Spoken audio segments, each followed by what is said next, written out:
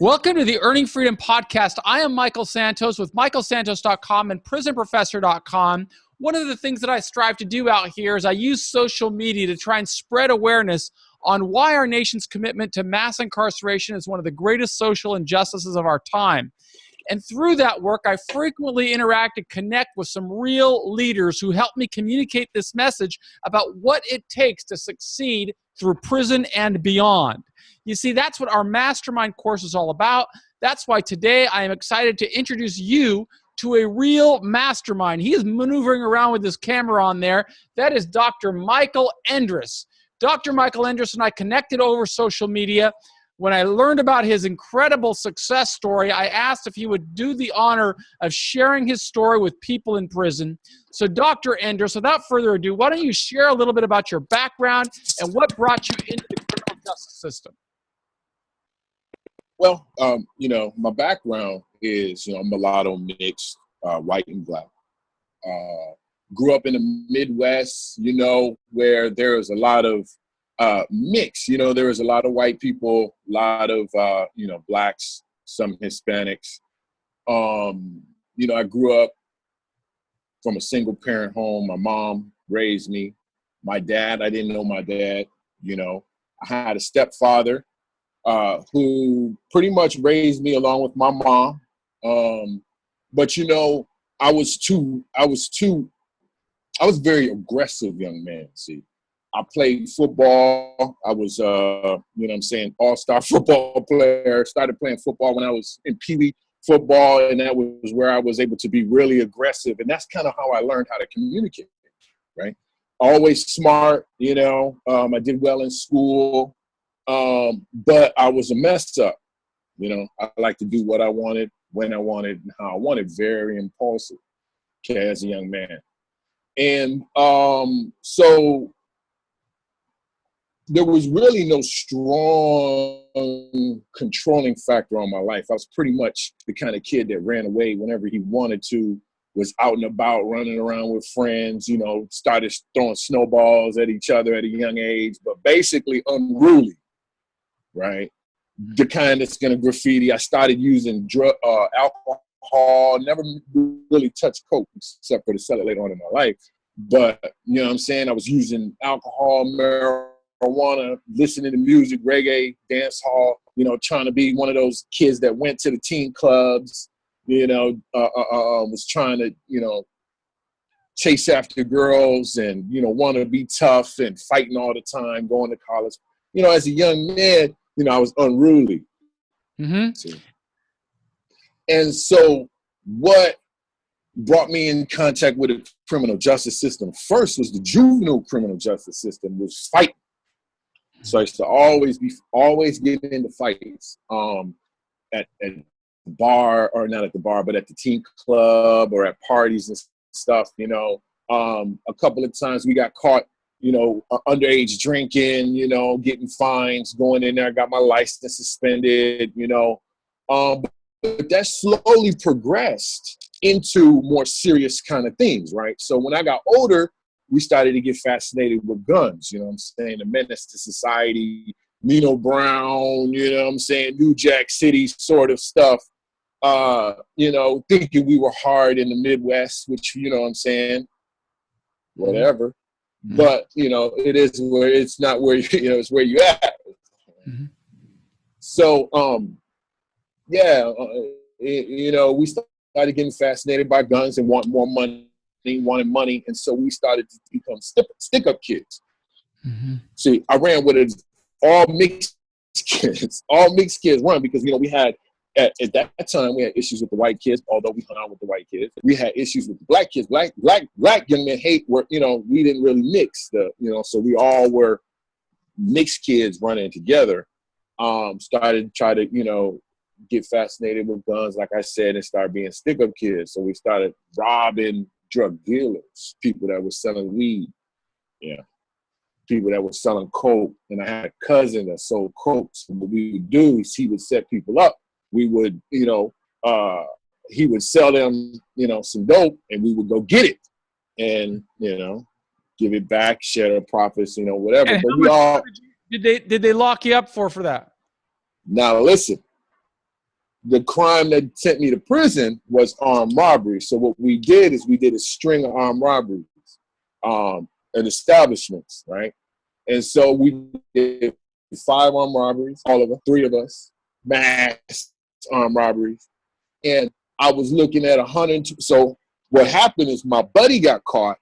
And just like most of the people that's probably going to hear this story, they got told on. My buddy got caught. He told on my other buddy, and my other buddy told on me. So, you know, I was the last one arrested, first one tried. How old were you? I was 17. I was 17 when we did the crime, but 18 when I got when the police came and arrested me. Mm-hmm. So anyways, I was facing 125 years, 5 counts of mass armed robbery, 25 apiece. Woohoo! At 18, scared, very scared. Crying to my mom type. You know what I mean? No, not tough no more type. Okay. Yeah, because you're not going anywhere. I couldn't talk my way out of that one. Right. You know were you in custody then? Oh, I was in custody. They came and got me. They came and arrested me. I know they came and talked to me like 6 months before they arrested me. Of course, I denied it. Went home. Thought I got away. But anyways. So I ended up pleading out for 18 years, but I could argue for the amount of time that I got. So my defense argued for 15, and they gave me 15. Okay. Yeah. So at 18 and a half, July 12th, 1993, I got 15 years. I was 18 and a half years old. You went into a high security penitentiary? They sent me to the Gladiator. They sent me to the Gladiator facility where all the young kids went, between 18 and 25. Okay. You see, they sent that was a Green Bay maximum security correctional facility. In Indiana? No, this is in Wisconsin. In Wisconsin. Yeah, so I got my degree in Indiana. So when you went in there at 18 years old with a fresh 15-year sentence to serve, what kind of mindset did you have? I was frightened. I was frightened, literally frightened, But I knew enough where I knew to look, learn, and listen. I was smart enough to be like, oh, okay, I'm around sharks now and vultures and vampires. So I got to, kind of get right. So I the first little bit, when I did my, they had this classification committee that you do when you come into the receiving, right? And so I scored really well on education. I scored really high on my education. So I was eligible for college courses. In 1993, they still had the Pell Grant in the prisons. Mm-hmm. So I was fortunate enough to be eligible with my education level and my test scores to go into that college program. So right when I went to the maximum security, I got into the college program. So I kind of had it decent coming in, Did you have a mindset, Michael, that said, I don't want to be a criminal anymore. When I get out of here, I want to have a good life? Or did you that didn't come right away. That didn't come right away. Because when I was in 15, I was just thinking about, oh my God, I got to do 3 years before I even can get out. Okay. It was like 25% of you. So I was in survival mode. I was really in survival mode. And I was trying to program. Yeah, I wasn't turning down no programs. The programs they recommended, I was trying to take all those programs. Matter of fact, I was trying to get into boot camp. Mm-hmm. But they wouldn't let me into boot camp because my co-defendant got into boot camp. Mm-hmm. Right? So we couldn't be there at the same time. So I was looking at the 3. I was going to do at least at that time in my mind. So I got into the college program. That took me through about a year. And then the college program moved to another maximum security prison. And then I was there for 6 months. And that, after about a year and a half, okay, I was working out at this time, coming into my own. I went in at like 175 pounds. But within that year, eating good, I've swelled up to about 200. Plus, I'm in the, plus I'm in the little college program, kind of in a, privileged situation in the max, right? We had single cells and stuff. So I was able to kind of flourish mentally. I wasn't exposed to a lot of the vipers and vampires, you know what I'm saying, and all that stuff. You know, I wasn't into gambling. I was busy, you know what I'm saying? I didn't gamble. Plus, max, you can't get out. There's no day room, right? So you're in your cell with your roommate, right? Mm-hmm. And so I had, you know, single cell. So I was doing my own thing. And so anyways, once I got to the maximum security prison, they cut off, that was 94, they cut off the Pell Grant. So the program stopped. And I got a job as a tutor for the GED course. And then I really started to feel one thing, and that was I'm not like these guys. Mm-hmm. I'm not trying. I really, and actually, in all honesty, the stuff they're yelling across the tier, yeah, I like playing chess, but the stuff they're yelling across the tier, how they trying to, you know, tell their war stories was actually rather disgusting. Mm-hmm. You know, I felt like, okay, I sound like these cats. It's obvious to see through people that just what we call Jeff, just run their mouth, you know, and I felt like I'm not trying to be like that. I'm not trying to live the rest of my life in here with these guys or be like these guys. They don't emulate anything I want to be.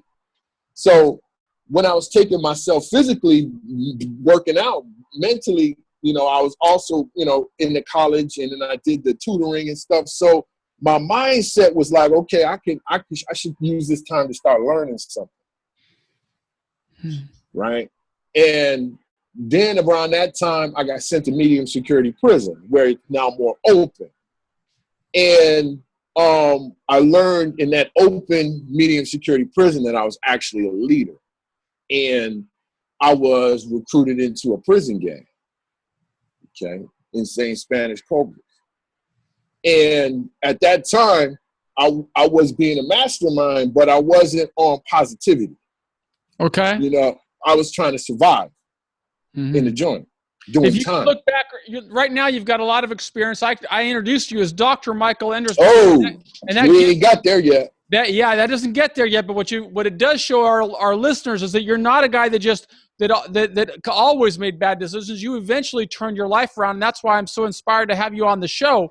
But I'd like you to look back right now and talk to some of those young guys who are in prison listening to this show right now.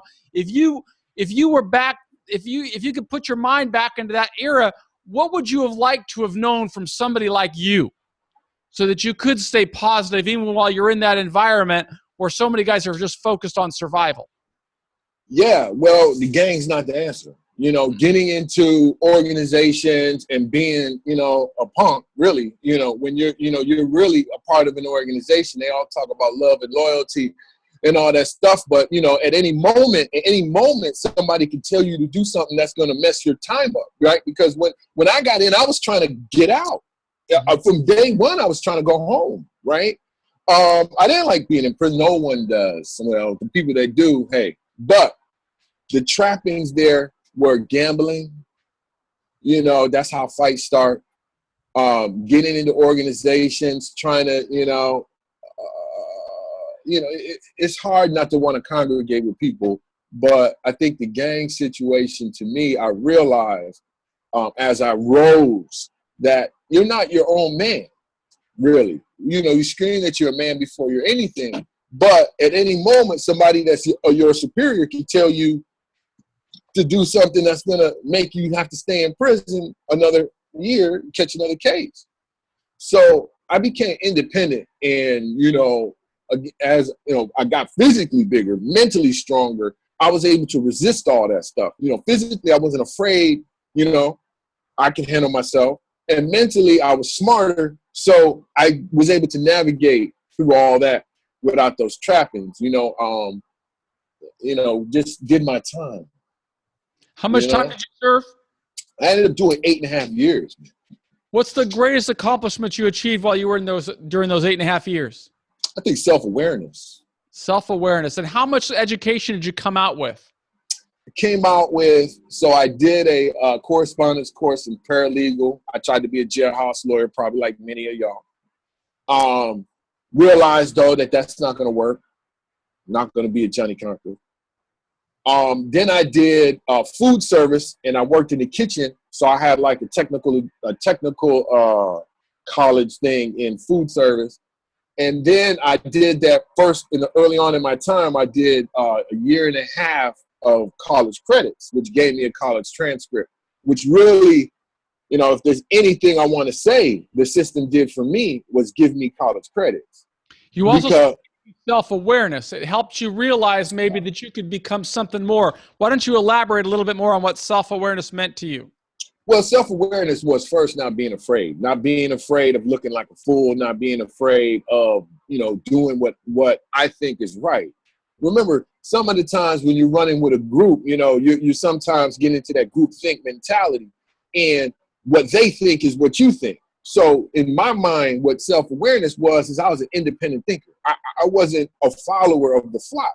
I felt like on one end, I was a leader, but on the other end, I wasn't a slave to having to think like the rest of those guys in the jail, even the officers, right? Because they wasn't really, all that stand up either. I've seen officers do bogus stuff that was like, am I supposed to learn humanity when you are not even showing humanity? So I was able to transcend out of that prison mindset and be independent, and then I started establishing goals for myself. Can you tell us if there were some influential books that helped you during those difficult times in your life? Oh, man. Influential books. I read this one self-help book, and I don't get me to telling you what it is. I can't remember. But, like most people, I tried to study the Quran, philosophy. I got into Sufism. Islam stuff, most people try to find God, but then for me, God became more of a higher intellect. And I read philosophy books. I read a book, Descartes' Error. It was about the brain and how the brain leads to decision making and stuff like that. Books on psychology, I really gravitated to the power of mind, really, and deep thinking. Debating was a big thing we like to do in the jail. What kind of goals did you have for yourself when the prison term came to an end? You knew you were going to get out at some point in time. You knew you were going to get out. 8.5. You went in at 18, so you were only about 26, 27 years old when you got out, right? 27. 27 years old. 27. What type of goals did you have to return to society with at 27 years old after 8.5 years in prison? So about when I started getting down to minimum, I started really thinking about when I got down to minimum security. See, I went to medium, then I went out of state for a year. Then I came back, went to a medium, and then down to a minimum. And when I got down to the minimum, I got to do my drug program, right? Because I had drug, they put drug on my program completion thing. Finally, when I got down to minimum to take that program, is when I really started thinking about how to get out. And so I finished my drug program, got on a little bit of work release thing, and I met a female. And, she was like, why don't you go to college? You're smart. I was like, well, how do I do that? She's like, well, when you get out, you just got to fill out a FAFSA. And so then I started thinking about, okay, let me go to college. And I came up with the thought in my head that, I did 8.5. I'm going to get out with a felony. It's going to be hard to get a job. Only way I'm going to be able to combat that is to have a higher level of education. Right? So I said to myself, I'm going to do as much time in school as I did in the penitentiary. As general as that was, I didn't even know. I kind of maybe psychology. I was thinking about business. I wanted to be a businessman. Maybe I go to school for business. But all that changed when I got out. But yeah, I was like, that's what I wanted to do, college, and I was about 1.5 years out at that time. And so now we come up to the time where I got out. Wait a minute. You say, you were 1.5 years before you got out when you came up with that mindset? Yeah, about 1.5 years before I got out, I was, I interacted with that person, that female. Inspired you to go to college. She said, "Why don't you go to college?" And she asked me the question, and I was like, "Yeah, why don't I? I don't, might as well." So you got out, you go right to college as soon as you got out? Yeah, I filled out the FAFSA the first week. Mm-hmm. I was fortunate. I was able to go to my stepdad's house. I stayed with him in the first little bit. And I remember I met a Cuban guy, though, before I got out, way back in Medium. And he said, first thing you do when you get out is just get your own place. And I realized what he meant by that, living with my dad for about 2 or 3 months, man. I wasn't the same man. I wasn't Mikey anymore, you know? I was Michael. Mm-hmm. A man, 230 pounds, long hair, you know. It wasn't working living with my stepdad. So as I fill out that FAFSA, I had that college credit from when I was in, and they gave me all kinds of grants, man, enough to get an apartment and pay my tuition with a little bit of extra scratch. Mm-hmm. And so I got out January 29th, 2002. And August of that next year, I was in college, undergraduate college at the University of Wisconsin-Whitewater. And when did you graduate? What year? I got my bachelor's degree in 2005. I got my bachelor's degree in 3 years. I went through the summer. I was able to do research internships. Over the course of, being in college, I realized I had an acumen for statistics and numbers. I was good with numbers, and I really liked research. Mm-hmm. And so I took summer research internships, which got my mind broader. So I went to Iowa and worked with some neuroscience people. I went to the University of Wisconsin, worked with a psychopathologist, professional in criminal psychopathy. And my mind was expanded, and I was able to use what I knew about the criminal mindset and formulate that as I developed a career in psychology. So I got my bachelor's degree in psychology in 2005, had really good grades. I came out of that with like a 3.5 grade average. And through the McNair Scholars post-baccalaureate program, the McNair program, I was able to get free applications to graduate schools. They helped me put my graduate school application together. I had a mentality for research, so I was able to write a personal statement and those sort of things. And I got accepted into a number of universities, but I got accepted with a full boat ride, 5-year funding at Indiana University's clinical psychology program. Wow. Yeah. So was that a master's program, or did that go right from the bachelor's to the Ph.D.? Right to the Ph.D. Wow. Yeah. So it was a 5-year program. Yeah. Well, I got 5-year funding. Okay. Most people got out at 7 years is what the average going rate was for getting out of the clinical program. Uh-huh. How long did it take you? It took me 5. Took you 5. You just said, I'm going to get out of here and have no debt. Debt. Oh, yeah. I still had debt because I grew a family and I had to take out loans. So, yeah, I had debt. So one thing, too, I was scared of credit when I got out. Don't be scared of credit. Mm-hmm. Credit's your friend, if you use it responsibly and wisely. And so I used it to get an education and support my family at the time. Did you work at all during grad school? No. It was full. I just completely immersed myself in graduate school. I figured I needed to be. So as I was going through undergraduate, I realized there's this distribution of people in psychologists, right? If you're average, you're going to make average amount of money. Mm-hmm. If you're good, you're going to make a good amount of money. And I wanted to have an equitable career. So I wanted to be good. I wanted to know what my advisor, my Ph.D. advisor, who had $5 million in grants from federal agencies and published over 150 papers, I wanted to be like that. Mm-hmm. I wanted to make $93,000 a year as, 11 months out of the year. And, I wanted that kind of a salary. Mm-hmm. So I dove into my graduate program and tried to become a real expert in what I was studying. Mm-hmm. And what was your area of specialty, Michael?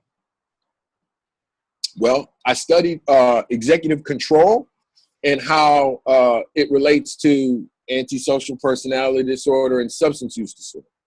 Mm-hmm. So what we did was we looked at the cognitive through computer type programs that people take, experiments called neuropsychology tasks.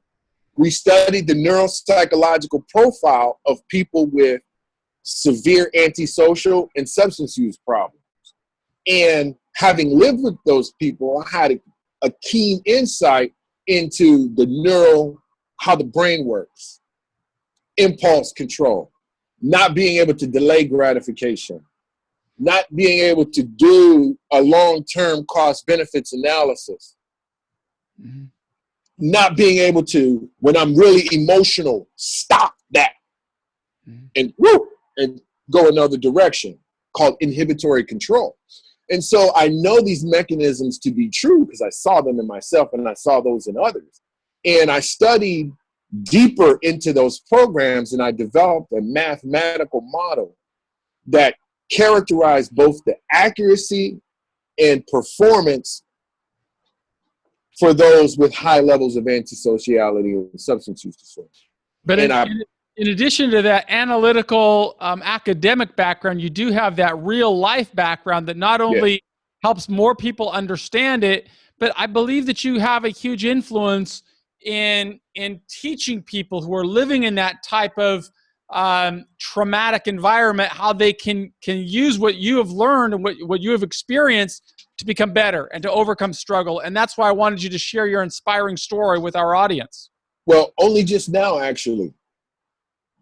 Only just recently have I been able to engage with those people, with the people that are like me.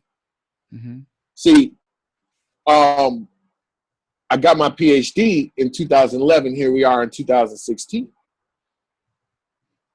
It has taken me that amount of time to be able to re-engage, right? Because I'm trying to be a scholar. I'm not trying to just jump right into being, a mentor. I need to know and be able to speak the language of, funding agencies, journal editors, because listen, one of the things I learned when I got out from a mentor, a Pentecostal bishop, he asked me when it was in between bachelor's degree and graduate school, he said, "What do you want to do?" I said, "I want to help people. I want to help the people just like me, just like you said, right? I want to help people." He said, "Michael, the only way to make change is to make change. Why don't you study economics?" And I didn't understand what he meant by that. You have to make change to make change. So I'm only now, after graduate school, making that kind of wage that I wanted to make, and only now writing independent grants to develop programs because I know what to say. Mm-hmm. I know how to communicate what I think helps guys change, just like the mastermind. Only now being able to communicate to a granting agency that these are the programs that we need to develop so that guys can change their lives, right? Because I believe the greatest impact is not just me going to talk to one of these guys, but being able to talk to the masses. And how do I talk to the masses? Because I'm not as smart as Michael Santos to be able to develop this great platform for people to communicate this stuff.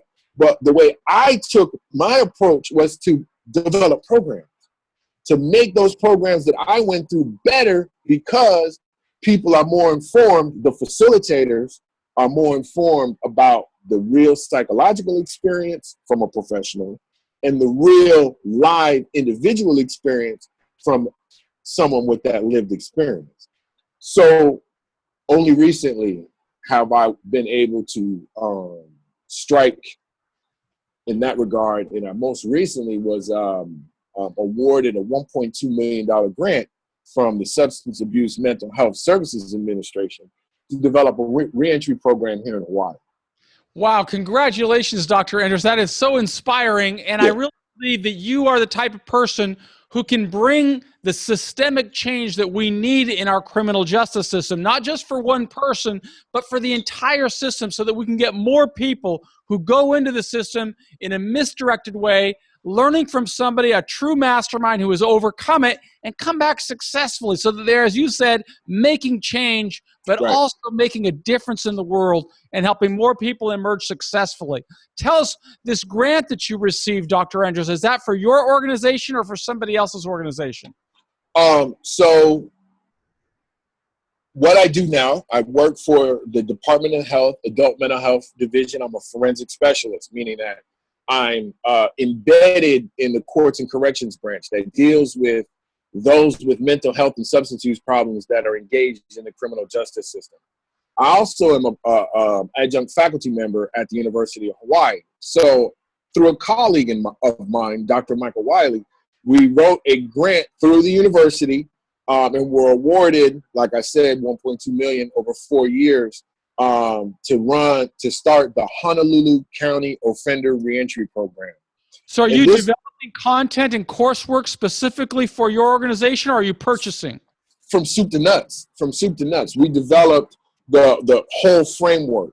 Mm-hmm. And the whole framework is in collaboration with probation agency here, the judiciary probation, the Department of Public Safety, right, and the university as a research partner. So what we're trying to do is take a common sense approach, right? And that is basically get people ready to get out before they get out. As soon as they get in. Well, it's not always that feasible. I mean, that's really what the vision of Earning Freedom, the mastermind program is to profile and highlight people like you, true masterminds who have come out successfully, and get an individual thinking as soon as he goes in there, wow, if I follow in these footsteps, maybe I can not only accomplish what Dr. Endres has done, but maybe I can accelerate my path even further by listening and learning from what he experienced so that I can do it better. Oh, exactly. And I think, Michael, what you're telling, and that's the beautiful thing about the mastermind course, is that it's got to be self-directed, right? Because the system is not going to hold your hand. Mm-hmm. You got to live in the world that exists, not what you want it to be. They're going to set it out for you, and if you don't take advantage of it, you're not going to realize the benefits of it. So they'll set positive opportunities for you while you're incarcerated, and there's a tremendous amount of negative opportunities as well. And what decisions you make, where you want to go, it's got to be self-directed. And so I'm glad you're putting out this mastermind stuff so that guys can know that it's self-directed. The system's only going to do so much for you, if anything. Well, when you start your program, Dr. Endres, I would like to offer you a series of these types of interviews with people like you who have really transformed their lives and are no longer recognized for the bad decisions of their youth, but rather for the extraordinary accomplishments that you have made and the contributions that you are making to society, because you are the type of mastermind that can challenge an individual to become self-directed, to reject the negativity, to reject the criminal lifestyle, and to focus on success. Indeed. And I think one of the beautiful things, Michael, is that I'm not unique, right? And, running across you, meeting you is like, oh, I'm not unique. There's another guy out there that's doing it just like me. And I'll tell you that over the course of my education, I met 4 other guys that got out that were trying to get their education. One of them is a pediatrician now. One of them is a business owner now. Another one is a master's level social worker now. And another one I lost contact with. Don't know what he's doing. The pediatrician, he served time in prison? All of these guys. Dude, you got to connect me with them, because I got to get their stories and profile them on this show so we can inspire more guys. You will find I've got more than 260 episodes recorded now. I've got guys who have gone to law school, are now practicing attorneys, people like you who are Ph.D s, published authors, business owners. And what do they all have in common? Exactly what you are telling people. If you choose to change the way you think, yes, if you choose your associates carefully, if yes, you choose, you can become more successful than anybody expects. And the reality is, we don't want to have this message that Dr. Endres experiences, oh, but you're different. Not everybody's like, The reality is anyone can do it if you follow the path of a mastermind. And you're looking at Dr. Endres right now, one of the highest level academics you will ever find. He's reached a terminal degree. He's held in high esteem. Governments are giving him more than $1 million to develop programs to help you. But at the end of the day, it's you who have to help yourself. At the end of the day, and and I want to talk, if anybody that goes through my particular programs can look back and hear this particular podcast, I want to let you know, hey man, I hope you're in it to win it, right? Because I look, as I'm developing these programs, I don't have time to pussyfoot around. And I know that, you guys, you have to get your mind ready to do this. You have to want it. You can't be riding the fence. Do I want a different life, or do I still want to hang out with the guys? You got to make 100% commitment to success. You got to make a commitment to success. You have to make a commitment to success. And frankly, if you're not ready, you're not ready. They got a place for you if you're not ready, and it's called prison or jail.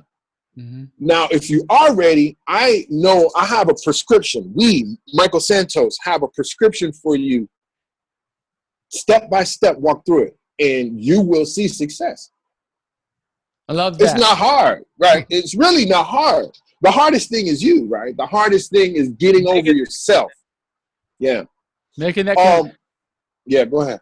I was going to say, Dr. Endres, we're at the end of this episode. We're only supposed to go 30 minutes. We're already at 36 minutes, but I'm going to ask you to come back again as you develop your program, because I know that a lot of our people will want to hear it. If anybody wants to get in touch with you, is there a way that they can write to you, Dr. Endres? Yeah. You don't got to say it. What I'd like you to do is, if you could send it to me, I'll write show notes, and I will include it on the show notes of this group. And that way people might want to write to you and just, connect, because people are inspired by you. You're a leader, not only to people at the University of Hawaii and people in the government, but to many of our brothers who are still locked inside of jails and prisons across America. It's my job to try and inspire them. And I really want to thank you for spending this time on a Sunday afternoon with us. Are there any final words you'd like to share with those people in prison, Dr. Endres? Yeah. First, thank you for giving me this opportunity. I really appreciate it. It's great hoping the thought of what I'm talking right now about my story, and, there's still a lot more, but, the thought that others that are incarcerated or in transition are going to hear this is makes me feel good. And this is why I'm doing what I'm doing, is to give hope and opportunity for others to be not only like me, but better than me. And so I hope I come across some of y'all in the big picture. Second, if there's one thing one piece of advice I can give anyone, one piece, educate yourself. Go to school, get a degree. God bless. That is an awesome advice. Yeah. Dr. Endres, thank you again so much for spending your time with us. I am Michael Santos with michaelsantos.com and prisonprofessor.com. I'll have show notes, and it'll include Dr. Endres' bio. We encourage you to stay tuned for another inspiring episode. Be cool. All right. Be cool. Hang loose.